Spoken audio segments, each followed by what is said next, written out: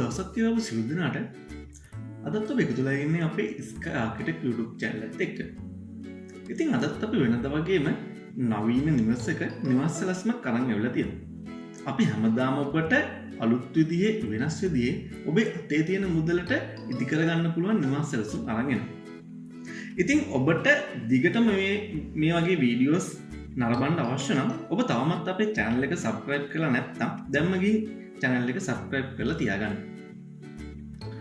අද අපි අරන් ආවේ කාමර 3කින් සමන්විත වන තනිමහලේ නිවසක නිවාස සැලසුම. මේ නිවසේ පොඩි විශේෂත්වයක් තියෙනවා. ඒ තමයි මේ නිවසේ ඉදිරිපසින් අපි roof deck එකක් නිර්මාණය කරලා තියෙනවා. ඒක ගැන අපි මේ වීඩියෝ එකේ ඉදිරියේදී කතා කරමු. හරි.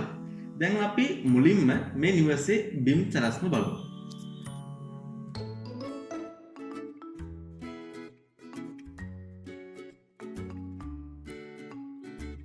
තියෙන්නේ මේ නිවසේ ත්‍රිමාණ බිම් සැලැස්ම. ඒක වර්ග අඩි 1140ක් වෙනවා මේ බිම් ප්‍රමාණය. ඉහළ roof deck එක නැතුව. ඉතින් වර්ග අඩි 1140ක් කියන්නේ ඉතා විශාල ප්‍රමාණයේ නිවසක් නෙමෙයි, සාමාන්‍ය ප්‍රමාණයේ නිවසක්. අපිට අපේ අතේ තියෙන මුදලට ඉදි කරගන්න පුළුවන් නිවසක්.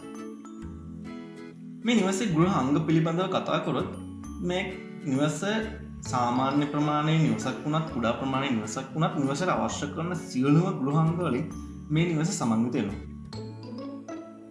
දැන් අපි බලමු මේ නිවසේ මුල සිට මෙහි ෆ්ලෝ ඇරේන්ජ්මන්ට් එක අපි පැහැදිලි කරගෙන යන්න.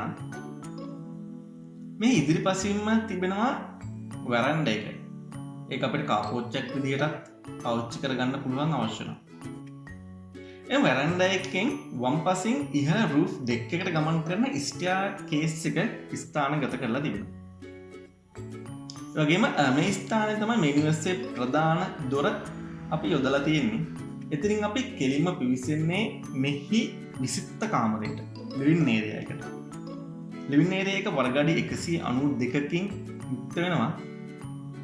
මෙයත් ඉතා විශාල ප්‍රමාණයේ විසිත්ත කාමරයක් නෙමෙයි. නමුත් අපිට පහසුවෙන් අපේ සෝෆා සෙට් එකක් වගේ දෙයක් ඉතා පහසුවෙන් ඉඩකඩ ඇතිව මෙහි තබා ගැනීමේ හැකියාවක් තිබෙනවා. අපි එතනින් පිවිසෙන්නේ මේ නිවසේ ප්‍රයිවසි ඒරියා එකට. එතනින් තමයි අපි අපේ නිදන කාමර 3 සහ අපේ බාත්රූම් එකට පිවිසෙන්නේ.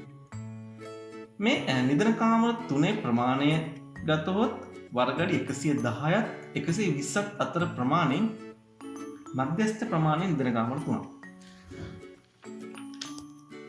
මේ අපි එක් කරගත්තේ බාත්රූම් එකක්. ඒ කියන්නේ සියලුම නිදන කාමර වලට භාවිතයට ගැනීමට හැකිවන පරිදි එක් කොමන් බාත්රූම් එකක්. වලට අවශ්‍ය නම් අනිත් කාමර දෙකටත් ඇටච් බාත්රූම්ස් වගේ නිර්මාණය කරගන්න ඒ සඳහා මෙහි ඉඩ ප්‍රස්තාව තිබෙනවා. ඒ සමගම අපි බාත්රූම් එකත් එක්කම කුඩා ප්‍රමාණයේ යුටිලිටි ඒරියා එකක් නිර්මාණය කරා. එහිදී ඔයාලට වොෂින් මැෂින් එකක් නැත්තම් කුඩා ප්‍රමාණයේ සින්ක් එකක් වගේ මෙහි තබා ගැනීමට හැකියාව තිබෙනවා.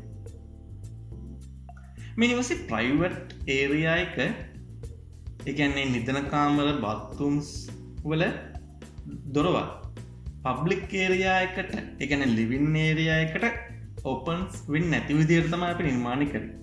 ඇත්තට මේ වගේ දෙයක් මේ වගේ කුඩා නිවසක කරන්න අමාරු වැඩක්. නමුත් අපි ඒ දේ මේ ඩිසයින් එකෙන් කරලා තියෙනවා.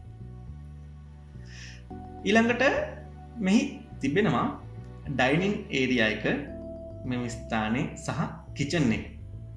මෙහි කිචන් එකෙන් එළියට කුඩා ප්‍රමාණයේ ඩර්ටි කිචන් එකක් අපි නිර්මාණය කරා. ඒකෙන් ඔයාලට ඔයාලගේ ඉඳුල් පිඟාන වගේ සෝදන පවිත්‍ර කරන දේවල් එතනදී ඔයාලට කරගන්න පුළුවන්. සින්ක් එකක් නිර්මාණය කරගෙන. හරි. දැන් මම ඔයාලට මේ ෆ්ලෝ ඇරේන්ජ්මන්ට් එක ගැන හොඳ අයිඩියා එකක් එන්න ඇති කියලා මම හිතනවා. ඒ නිසා දැන් මම ඔයාලට මේකේ ත්‍රිමාණ සැලැස්ම පෙන්නන්නම්. ඔයාලට පේනවා ඇති මේ තියෙන්නේ ත්‍රිමාණ සැලැස්ම. ඒකෙන් අපි මේ නිවසට නිර්මාණය කරපු රූෆ් ඩෙක් එක තියෙනවා. මේ වගේ රූෆ් ඩෙක් එකක් නිර්මාණය කිරීමෙන් මේ වගේ තනි මහලේ නිවසකට සාමාන්‍යයෙන් තට්ටු දෙකක නිවසක දැන් දෙමහල් නිවසක එක්ස්පීරියන්ස් එකක් ඔයාලට ගන්න පුළුවන් මේ නිවසේ. ඔයාලගේ නිවස වටේට හොඳ ලොකේෂන් එකක් නැත්නම් හොඳ view එකක්. ඒ කියන්නේ හොඳ view එකක් තියෙනවා නම් ඒ කියන්නේ වෙල්යායක් වෙන්න පුළුවන් නැත්නම් කඳුපන්තියක් නැත්නම් වැවක් නැත්නම් අපි ඒ සියල්ලම නැත්නම් නිවාස ගොඩනැගිලි වලින් තොර විවෘත ප්‍රදේශයක් ඔයාලගේ නිවස වටේට තියෙනවා නම් ඒ පැත්තට ෆේස් කරලා මේ නිර්මාණය ඔයාලට කරගන්න පුළුවන්. ඉදිරිපසින්ම ලොකේට් කරගන්න කියන එක අත්‍යවශ්‍ය නැහැ. ඔයාලට මේක පිටිපස්සෙන් උනත් මේක කරගන්න පුළුවන්. ඒ වගේම ඔයාලට මේ වගේ නිර්මාණය අවශ්‍ය නැත්නම් රූෆ් ඩෙක් එකක් අවශ්‍ය නැත්නම් ඔයාලට ඒක ඉවත් කරලා ඔයාලට මේකට වහලයක් නිර්මාණය කර ගැනීමට හැකියාව තිබෙනවා. හරි. මම දැන් ඔයාලට පෙන්නන්නම් මේ නිවසේ වැඩ කටයුතු අවසන් වුණාට පස්සේ ෆිනිෂින් එක දිස්වන ආකාරයේ මම සැලසුම් කරපු ත්‍රිමාණ සැලැස්ම. මේ තියෙන්නේ ඒ ත්‍රිමාණ සැලැස්ම මේ රූෆ් ඩෙක් එක. මම ඔයාලට මේ නිවසේ වටේම පෙන්නන්නම්. මූ කරලා වටේම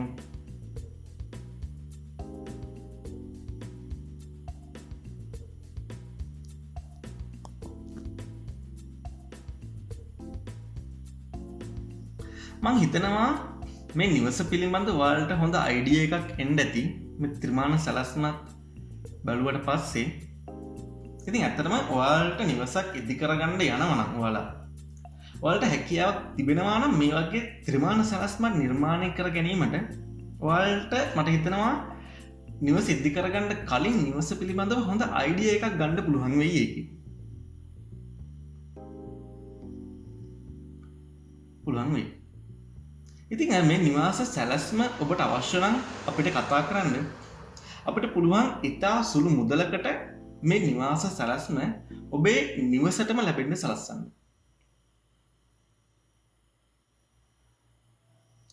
ඉතින් අදට අපේ මේ වීඩියෝ එක අවසන් කරනවා. මේ වගේ වීඩියෝස් දිගටම නරඹන්න අවශ්‍ය නම් අපේ channel එක දැම්ම subscribe කරලා තියාගන්න. ඉතින් නැවත දවසක මේ වගේ ලස්සන වීඩියෝ එකකින් හමු වෙන තෙක් සියලු දෙනාටම සුබ දවසක්.